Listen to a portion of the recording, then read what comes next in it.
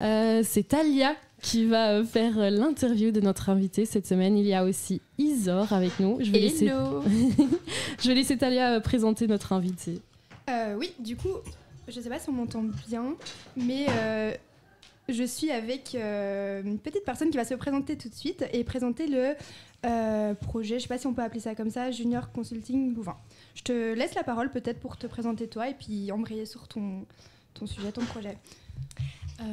Tout d'abord, bonjour à tous. Je suis très enchantée d'être ici. Donc moi, c'est Julie Lefebvre. Je suis ici pour vous parler de Junior Consulting Louvain. Donc Junior Consulting Louvain, c'est une junior entreprise. Donc c'est vrai que c'est un projet, mais en fait, on a une multitude de projets au sein de ce beau projet. Donc vu qu'on est une junior entreprise, on fait plein de choses, que ce soit en externe comme en interne. Et donc voilà, on est basé ici à Louvain-la-Neuve et on est très heureux de pouvoir être sur cette channel. Trop chouette. Moi, j'avais une petite question d'intro, mais je me disais, genre, si tu devais expliquer l'entreprise, du coup, plutôt, en 2-3 mots à des gens qui ne connaissent absolument rien, au principe de consultance ou des choses comme ça, comment tu le ferais et voilà. Ok, donc je pense que déjà on peut diviser cette question en 2 sous-thèmes. Donc d'abord ce que c'est qu'une junior entreprise et pourquoi la consultance, parce qu'au final la consultance c'est quelque chose de très très flou pour les personnes qui ne connaissent pas. En effet. Donc voilà, donc une junior entreprise, donc c'est une entreprise en fait essentiellement constituée de jeunes. Donc là pour le moment on est plus ou moins une 50aine de jeunes, donc tous étudiants, et qui a pour but en fait de donner du concret à leurs études, vraiment de faire la mission de JCL, c'est vraiment de faire le lien entre ce qu'on voit en cours et le monde du travail, parce que parfois cette différence est énorme, et donc du coup c'est vraiment ça le but d'une junior entreprise. La consultance, je pense aussi qu'on peut s'attarder un peu dessus parce que tout le monde ne comprend pas très bien ce que c'est que la consultance, même moi au début je ne connaissais pas. Donc la consultance, c'est, je pense que le plus simple c'est de l'illustrer avec un exemple. C'est, imaginons que vous êtes une entreprise, vous avez besoin, vous pensez peut-être vous exporter à l'étranger, à l'international, vous ne connaissez pas les marchés là-bas, vous avez besoin de connaissances, comment est-ce qu'on fait, comment est-ce que les clients se comportent, quelles sont les habitudes, et vous n'avez pas ça au sein de votre entreprise, donc vous n'allez pas engager quelqu'un juste pour faire ceci et le virer après. Donc ce que vous faites, c'est que vous faites appel à une entreprise qui est capable de faire ceci, qui a de l'expérience et qui connaît. Et donc du coup, ces 2 choses ensemble, c'est qu'on est une junior entreprise, on a vraiment envie de donner en but et de l'impact aux étudiants, qui puissent vraiment faire le lien entre ce qu'ils voient en fait durant leurs cours et vraiment le futur monde du travail. Ils vont peut-être pas tous pour autant faire de la consultance, mais donc nous ce qu'on propose c'est des services de consultance pour d'autres entreprises. On propose des études de marché, comme je l'ai dit, mais on propose également l'aide à l'acquisition de normes Bicorp, Ecovadis, on propose des sites internet, enfin voilà. Et donc, mais la consultance, est-ce que c'est surtout dans le domaine de l'entrepreneuriat et de la finance, ou est-ce qu'il y a plusieurs domaines dans lesquels on peut faire la consultance ? Ah oui, la consultance, ça touche à tous les secteurs. Par exemple, là j'ai donné un exemple avec... donc on pourrait très bien être une boîte agroalimentaire, comme par exemple... tout simplement une autre boîte de consultance ou n'importe quoi. En fait, la consultance, ça touche vraiment à toutes les entreprises. Ça touche même à des ASBL. Ça va d'une start-up au final à des énormes boîtes. Et donc, ça touche vraiment à tout. Et dans les exemples que j'ai donnés, donc j'ai parlé d'une étude de marché parce que c'est assez simple, tout le monde comprend, tout le monde visualise. Mais nous, on propose aussi de l'aide pour des services en termes de durabilité, d'acquisition de normes, de sites.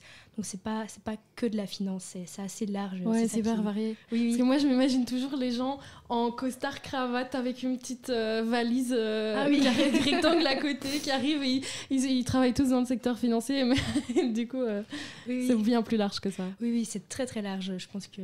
j'imagine qu'il y a la consultance autant qu'il y a de secteurs dans les entreprises, donc c'est sûr que tu peux te spécialiser à chaque fois dans plein de choses.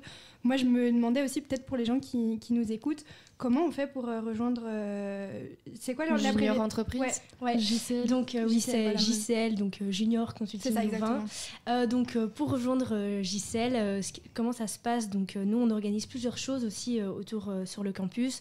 C'est des événements qui ont pour but aussi un peu à ce que les futurs postulants nous rencontrent, découvrent un peu ce qu'on fait. Donc quand vous avez un peu... par exemple, on organise des conférences, mais on organise aussi des descentes d'auditoire afin qu'ils aient un peu connaissance de ce qu'on... Enfin oui, juste de JCL. Et puis après, donc, on essaye d'imiter le plus possible ce qu'ils vont être amenés dans le monde du travail. Donc, comment ça se passe? C'est on va leur demander un CV, une lettre de motivation.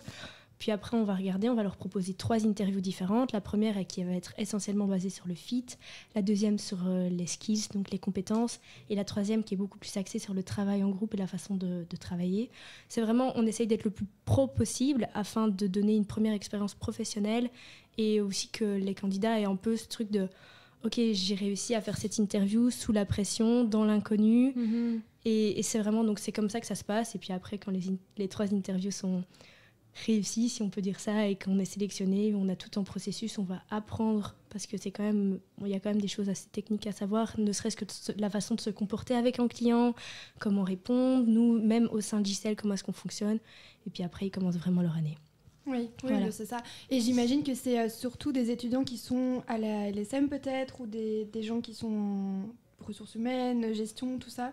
Ou c'est ouvert peut-être à plus de profils, je sais pas. Justement, on est ouvert en fait à tous les profils et c'est vraiment ça qu'on essaye au maximum de développer afin d'être le plus divers parce que il y a énormément de profils qui sont intéressants. Et mais voilà. c'est ça, moi j'étais super étonnée parce que moi je fais sciences politiques et ils sont venus faire une descente d'audit chez nous et je me disais, la consultance en Sciences Po. C'est trop bien, moi c'est aussi comme ça que je vous ai connus. Là, pendant que tu parlais, j'ai une question qui a un peu pop-up, c'est le fait d'être étudiant et d'être dans une entreprise déjà comme ça. Est-ce que ça prend pas trop de temps? Est-ce que c'est faisable? J'imagine qu'il y a beaucoup d'avantages, donc c'est quand même chouette, mais peut-être que c'est compliqué, je sais pas. En fait, c'est beaucoup d'organisation de son temps. Je pense que vous aussi en Cap, vous pouvez, je pense... sans blague. C'est en fait, plus on a de temps à devoir donner pour, par exemple, moi par exemple pour JCL, comme vous pour le Cap, plus au final on est obligé de s'organiser parce que si on teste comme ça 2-3 semaines comme on faisait avant, au final ça casse. Et donc au final, c'est juste une bonne question d'organisation. Et aussi, un des trucs que JCL m'a appris, c'est de savoir poser mes limites, savoir dire non à certains moments. Et ça, je pense que c'était quelque chose que je n'avais pas et ça m'a énormément aidée dans mon organisation. Donc oui, c'est vrai que sur papier, je travaille beaucoup. Est-ce que c'est pour autant que ça a un impact négatif sur ma vie? Pas du tout. Et même tout l'inverse, c'est même très positif. Tout ce que je fais, j'apprends énormément. Puis c'est toujours une belle bande de copains. Donc même, comme en Cap, je suppose que genre, dès que vous êtes en SIG ou quoi, vous découvrez de nouvelles personnes et c'est toujours bien. Trop chouette. Je ne sais pas si on a encore un peu de temps, Marie, tu me dis si jamais. Oui, mais j'avais une dernière petite question. C'est peut-être un peu précis, mais quel genre de compétences on peut acquérir en étant justement dans l'entreprise? Je pensais à un réseau peut-être déjà, le fait d'être dans le monde du travail forcément, mais peut-être qu'il y a d'autres choses que tu veux mettre en avant. Des logiciels ou quoi Oui. Ouais. C'est vrai que c'est une très bonne question. Un peu, en la disant, je t'entends. Ah bon. Si jamais tu sais pas répondre, il n'y a pas de souci. Non. Mais donc il y a plein de soft et hard skills qu'on acquiert. Moi, je pense que si je peux vraiment parler de mon expérience, j'ai parlé d'organisation du temps tantôt. Je pense que j'ai jamais été aussi organisée dans ma vie. Et ça, je pense que c'est vraiment une belle qualité. Vraiment quelque chose dont j'ai bien tiré. Même l'organisation d'équipe. En fait, on apprend énormément. Oui, c'est vrai qu'on apprend aussi beaucoup parce que c'est vraiment la mission de JCL de faire le lien entre le monde du travail, ne serait-ce qu'avoir des rendez-vous avec des clients. Donc moi, je suis dans un business unit, donc ça veut dire que j'ai des rendez-vous avec des clients, j'ai du contact client. Donc la façon de se comporter avec le client est importante. C'est quelque chose que j'ai acquis. Même en termes de public speaking, là, je suis ici devant vous, je parle avec vous. Je sais pas si je l'aurais fait il y a 2 ans parce que de base, j'étais quand même assez timide. On nous demande de faire aussi des descentes d'audit, c'est à chaque fois du challenge. Donc c'est aussi beaucoup de soft skills que j'ai énormément développé en plus des hard skills. Donc, et peut-être un peu de dépassement de soi aussi, de temps en temps.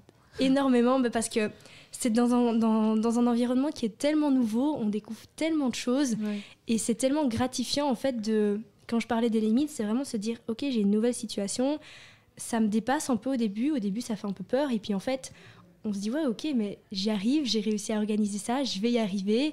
Et comme à l'inverse parfois on peut se dire en fait ça c'est trop pour moi et ça m'a vraiment aussi appris à dépasser mes limites mais à les connaître également et à me dire à ce moment-là il faut vraiment que je me dise genre stop, genre c'est pas pour moi ou je peux pas faire ça donc voilà que du positif. Oui, c'est trop cool, c'est hyper inspirant comme interview. Je ne sais pas si on peut vous retrouver sur certains réseaux peut-être. Oui, donc on a plusieurs réseaux, donc bien sûr on a Instagram sur lequel on est fort actif, donc JCL Louvain, je pense. Oui, je pense que c'est ça quand j'étais tantôt. Ouais. Voilà, c'est ça, donc JCL Louvain. Sinon, on a aussi LinkedIn, bien sûr, parce que vu qu'on est un peu plus orienté réseau et business, on a aussi LinkedIn. Ouais, exactement. Et puis après, on a aussi Facebook, on a un site internet qui est tout nouveau d'ailleurs, qu'on vient de refaire. Donc n'hésitez pas à aller faire un petit tour et à vous abonner. Ça fait toujours plaisir de voir qu'il y a des gens qui nous suivent. Eh ben merci, je pense que ça clôture bien cette interview. Oui, un tout grand merci de votre passage. Merci à vous de nous proposer ceci et bonne soirée à vous. Je vais vous laisser avec Touriste le MC et Cocaïne. C'est un Anversois qui fait du rap dans son dialecte patois anversois. Donc je vais vous faire découvrir ça.